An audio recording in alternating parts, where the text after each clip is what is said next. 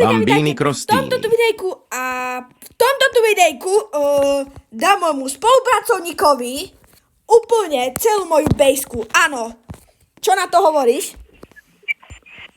To fakt?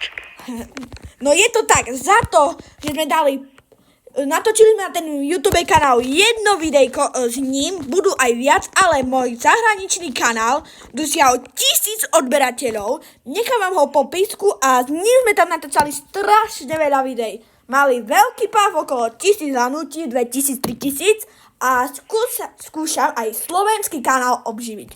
Dobre, nechám vám ho po písku odkaz a áno, máš tu miesto? Áno, máš tu miesto, tak si môžeš zobrať moju celú bejsku. Vyber si hoci čo chceš a môžeš si to zobrať. Tak toto. To vážne. Vybral si toto a dám ti ešte veľa vecí. Môžeš si vybrať ešte. Nie si prekvapený nič? Čo mám na to povedať? Čo si šokovaný, nechápeš? Toto je moja teraz taká hlavná bejska a áno, som mu nechal všetko. Vážne, není to skempovec. Že reálne som si to všetko nechal a pozrite sa, ešte sa aj livnem, aby ste mi verili. Môžeš si ešte zobrať špagetiho, vyber si čo chceš. A tešíš sa? Podľa teba... Tak áno. Čo? Tak áno. A ako... aký bol tvoj doteraz najlepší brainrot? Idem sa pozrieť.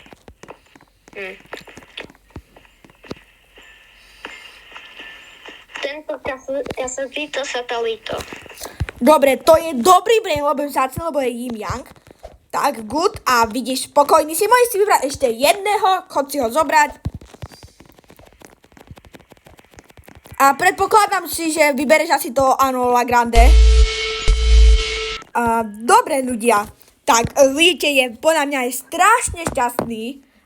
Ako... Áno som. To také gesto som ešte nikdy neurobil a na konci nám tu dali ešte i kurset, mutáciu. Dajme spin, k nám dať, čo dobre padne. OK, dvakrát like na 15 minút. Natočím shorty, keby nám niečo dobre padlo a dobre. Tak pre toto videjko to bolo asi všetko.